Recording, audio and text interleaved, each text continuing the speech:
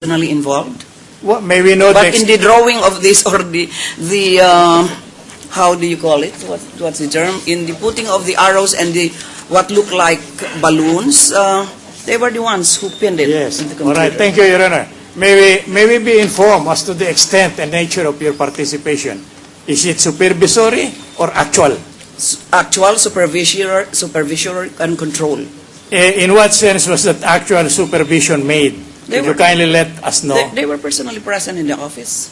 So we went from one entry to another. All right. And after that was done, they had to tell me that this is now reflected as you wish in this and that and that. All right. And insofar as your office is concerned, where did these matters appearing in this account number 8104207 came from? They were lifted from the entries given by the AMLAC. I see. And these entries that you mentioned a while ago, were they presented to you very formally by the AMLAC? It was forwarded to me by the AMLAC.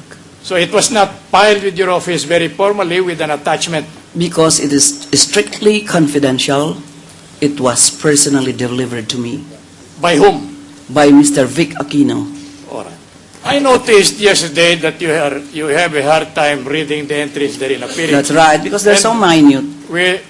Thus giving me the impression that that appears to be the first time you have gone over these documents. No, Your Honor, as you will note, in the copy I had my annotations, So I had my markings, and that's why I asked the permission of the Senate if they could photocopy the clean copy of this documents. That is the farthest you have gone. Insofar as supervision over the Farthest you have preparation of this Farthest I PowerPoint have presentation. done by I have asked you a very definite question, Your What Honor. is the purpose of this line of questioning, Counsel? Are you impeaching your witness, impugning her competence? If Your Honor, please, the court allowed us to introduce her as a hostile witness, Your Honor. Yes. And being allowed to do so... You can cross-examine. I know the rule. Yes, Your Honor. Yes, Your Honor. That is our purpose. It's in front of me. Yes, Your Honor. That is the purpose, Your Honor. We are trying to determine the veracity and the accuracy. You are testing the credibility of the witness. By way of impeachment, Your Honor. All right. Thank you, Your Honor. Proceed. Now, when you went over this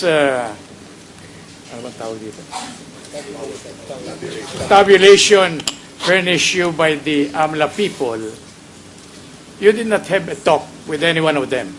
with any of the AMLA people? Kamlak people? No. None.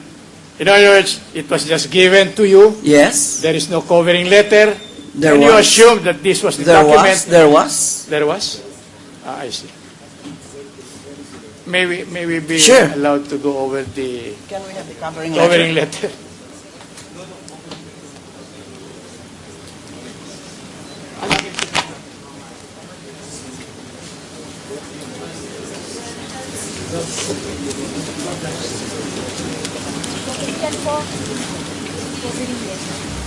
The letter of the AMLAC when they transmitted the document to me. March 9, 2012 letter.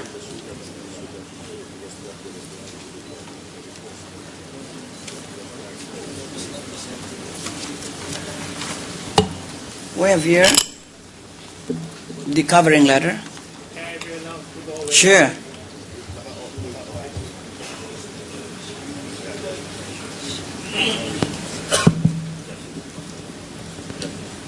Thank you.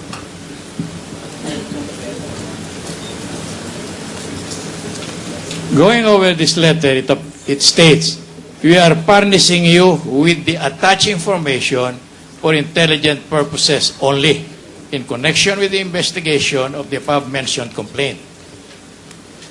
Did you notice that? Yes, I know that. All right.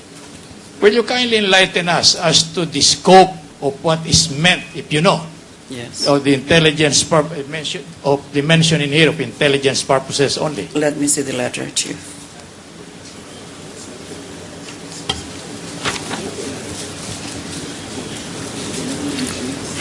When it says strictly confidential.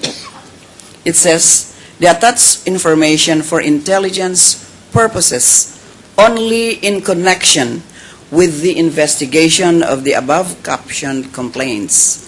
Subject Meaning information. information, yes, furnishing you the attached information for intelligence purposes only in connection with the investigation of the attached mentioned complaint. The mentioned complaint was Riza Ontiveros et al. Versus Chief Justice Renato Corona. In other, may I continue now, Your Honor? Sure. All right. Go ahead. In other words, You're doing a cross-examination. Yes. Do not keep asking yes, Your permission Honor, from but the chair. I was thinking that the chair may have a question. That's why. No. Go ahead. Thank you, Your Honor. In other words, it is definite and specific that this information being relayed to you Yes. was pursuant to this alleged complaint Of Riza of Ontiveros. Riza Ontiveros et al. Against Chief Justice Corona. Yes, sir. Mentioned is made in here of an investigation. Is this investigation merely administrative or preliminary? As it is understood. Fact-finding investigation Oh. So that is or case build-up. that is strictly confidential. Yes, Your Honor. And it ought not to be known by anybody else outside of those connected officially with it. Yes, Your Honor. All right. Meaning only by people within your office are privileged to know this investigation. Not all members of my staff knew about it. Yeah, but those who should know about this are only those working with you in connection with this complaint. Yes, but as, I qualify that because I had difficulty analyzing the data. I had to engage the assistance of other government agencies. Yeah, but my question to you is, the extent and scope of the confidentiality mentioned in Yes. here refers to the fact that it should be known only to the members of your staff or office. who were assisting me in the investigation of this case. Thank you. Thank you very much. Okay. Now, if I go back to your letter to the Chief Justice asking him to answer the alleged charges in there, you mentioned about serious misconduct in office. Kindly go over the copy if you have it. Sandali niyo. Ha? Hindi, sandali. Sando. Thank you.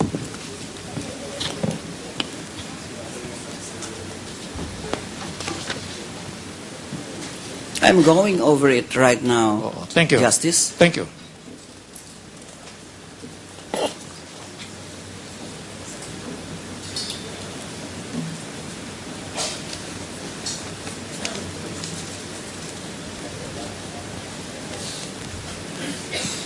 Meron akong copy ng po yung in-underline ako. Tingnan mo. What's the question? I am referring, Your Honor, to a portion of the letter addressed by the Honorable Ombudsman to Chief Justice Corona, Your Honor. And may I refer the Honorable Ombudsman to this particular portion. Proceed. While you may only be removed from office through impeachment proceedings, this office has, as reflected earlier, the power and duty to investigate you for any serious misconduct in office for the purpose of filing a verified complaint for impeachment if warranted. It was on this account that this office conducted an initial evaluation on the complaint. My question to you is, what meaning should be attached to this statement of yours regarding the alleged commission of serious misconduct? Any conduct that is intentionally done, which is not just, which is not proper, which is in violation of law, that to me encompasses the phrase serious misconduct. In this connection, may I read to you a portion of the decision in several cases, more particularly